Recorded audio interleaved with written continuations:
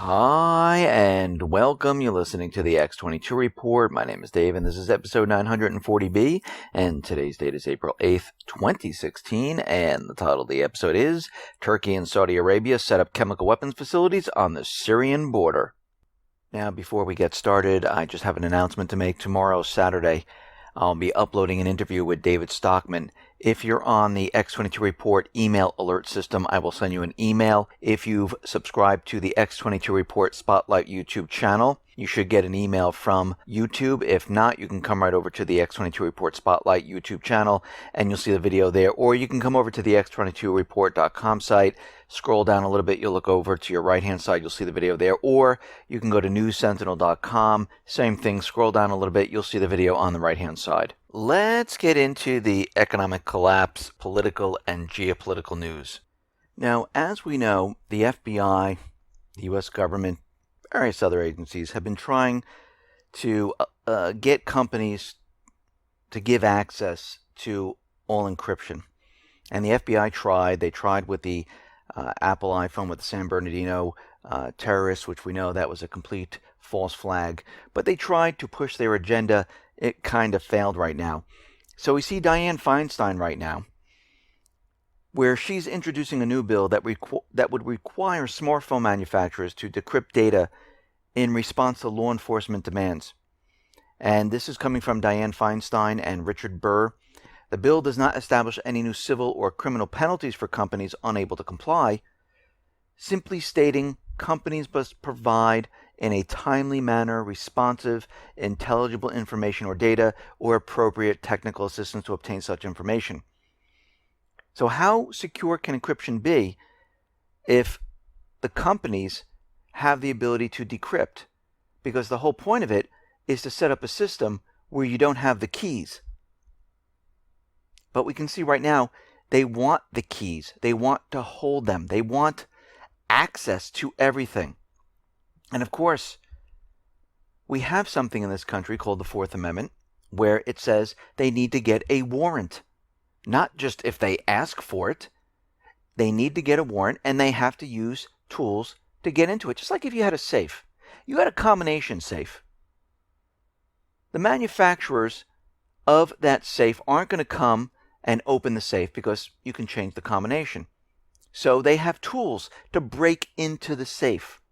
Can you imagine if everyone gave their combination to the government and said, oh, wait, you need my keys to the house? You need the combination? No problem, just in case you need access. No.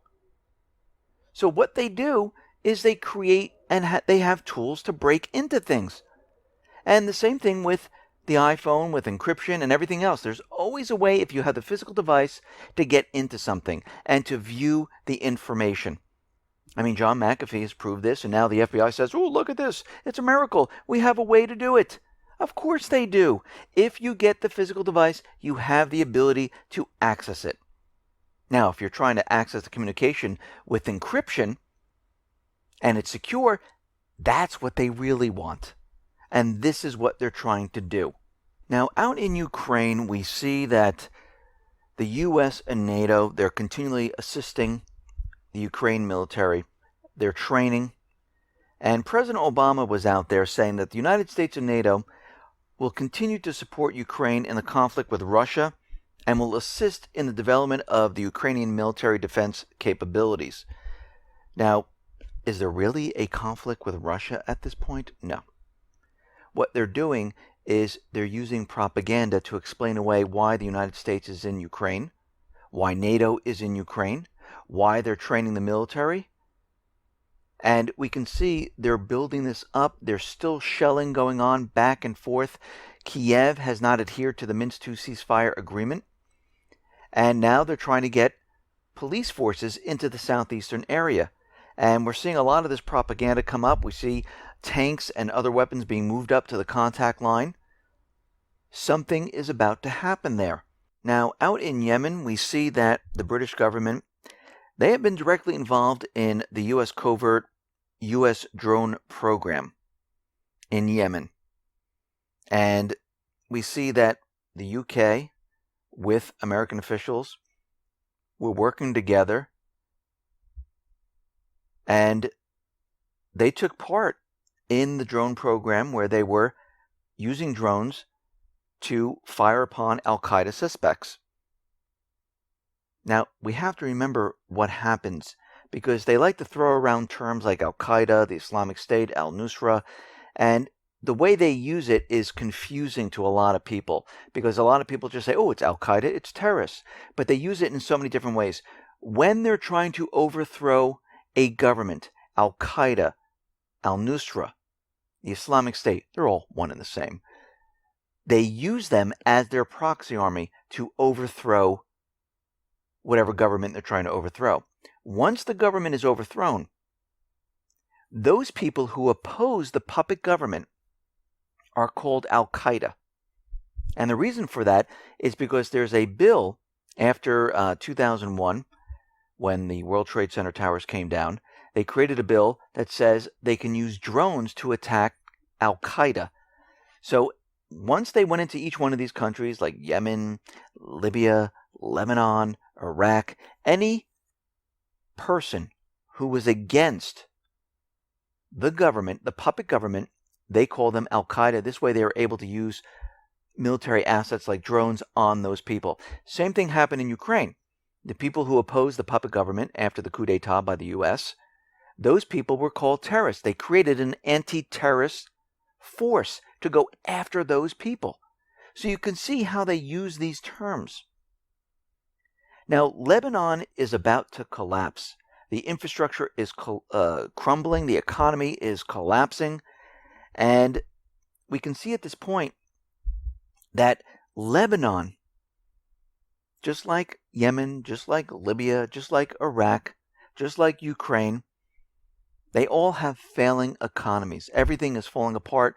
These are war-torn countries. And the U.S. is very worried about what Lebanon is about to do. Because it looks like for Lebanon to survive, they might forge closer ties with the Syrian government, with Iran, Russia, and China. And we know recently there was a warning, a travel warning in Lebanon. We know Islamic State fighters are coming across the border, going into Lebanon. We know a lot of the diplomats were removed from Lebanon.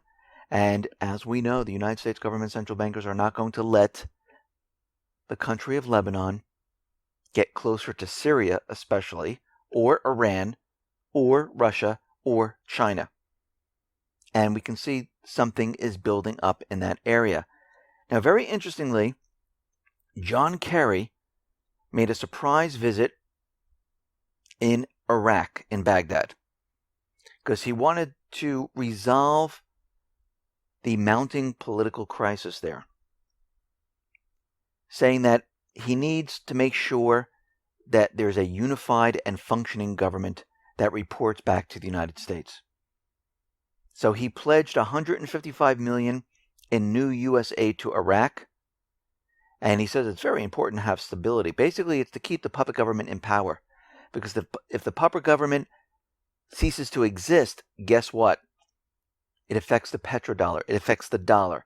That's what we're seeing in Yemen. That's what we're seeing in Libya. Same exact thing. So he stopped over to try to secure everything in that area. Now, in Iraq, the United States negotiated a deal with Iraq. And the deal was the U.S. can only have 3,870 ground troops in the nation at any given time. And that's why you keep hearing that number, 3,870. How many troops does the United States have? 3,870. Well, what they don't tell you is that they're only allowed to have the 3,870 ground troops, which are permanent. So what the U.S. is doing is saying all the other troops there, they're temporary, so they don't fall under this deal.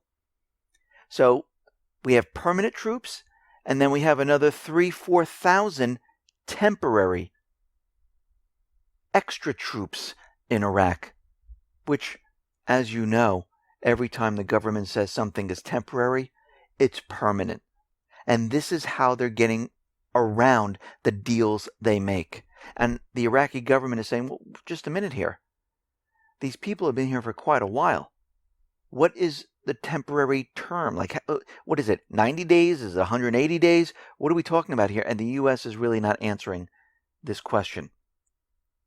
Now, the U.S. is continually supplying the Islamic State, Al-Qaeda, and the Free Syrian Army, all one and the same, with weapons. They just had a delivery of 3,000 tons of weapons and ammo to the terrorist groups. The British Military Information Service, JANS, found the transport solicitation for the shipment on the U.S. government website, fedbizops.gov. The FBO has released 2 solicitations in the recent months looking for shipping companies to transport explosive material from Eastern Europe to the Jordanian port of Aqaba on behalf of the U.S. Navy Military Sealift Command. The cargo listed in the document included AK-47 rifles, PKM general purpose machine guns, heavy machine guns, RPG-7 rocket launchers, anti-tank guided weapons, surface-to-air missiles, one ship with nearly 1,000 tons of weapons and ammo left Romania on December 5th. The weapons are from Bulgaria, Croatia, Romania. It sailed to Turkey, which has a military pier, and then to Jordan. Another ship with more than 2,000 tons of weapons and ammo left in late March, following the same route, and was last recorded on its way to the area on April 4th.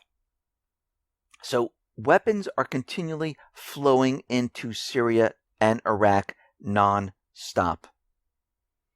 Now, we're getting reports that Turkey and Saudi Arabia, they have set up production of shells containing poisoning chemical substances on the Syrian border. And what we're seeing right now is they're creating these chemical weapons on the border, and they are smuggling them into the country. So we're having a couple reports here, and we know that the Islamic State, the Free Syrian Army, they are using chemical weapons. So chemical weapons are being produced, they're being smuggled into the country, and from a couple of reports ago, we know they smuggled in a tactical nuke. So at this point, we see that all of these terrorist forces, controlled by the United States government central bankers, they are getting ready for a gigantic push, and they're going to use any weapon they can get their hands on at this point. Now, they usually make the terrorists use the weapons because they're not part of the Free Syrian Army, even though it's the same, one and the same. They just switch back and forth. And this way they can say, hey, it's out of our hands. Terrorist groups are using chemical weapons. And this is how they get around all the other laws. Because if it was the Free Syrian Army, the moderate rebels, the opposition, whatever you want to call them, there would be a huge problem because it would point back to the U.S. So we can see right now, with all this, with all these weapons coming into Syria, with chemical weapons coming into Syria and the tactical nukes, they're getting prepared for something very big in this area. Now, the Syrian Arab Air Force, they have hit the base, the command center for the Islamic State in Damascus. They destroyed it. And we can see right now that Assad and his forces, with the help of Russia, they've taken back most of the country at this point. And I say once again, the U.S. is running out of time. They're being pushed out of Syria. There'll be no reason for the U.S. to be in this area. And they're stuck in these ceasefire talks, which, don't worry, they're going to be getting out of this very soon. Because what we're seeing right now is that the opposition, the U.S., they're out there saying that, listen, President Assad shows no willingness to compromise in the talks. Now, basically what they're saying is that he's not talking about stepping down. He's not talking about the transition because it's already clear of what is supposed to happen. The people are supposed to decide if he stays or goes. But the U.S. knows they can't let this happen. So what they're going to do is they're going to push forth the idea that Assad doesn't want the peace talks, doesn't want the ceasefire talks, and we're going to see something occur very soon. We see they're ramping up everything. They're getting prepared for it. And it's just a matter of time before we see that big bang. Listen, everyone, thanks a lot for listening. Be well, be safe, and especially be prepared. Thanks a lot.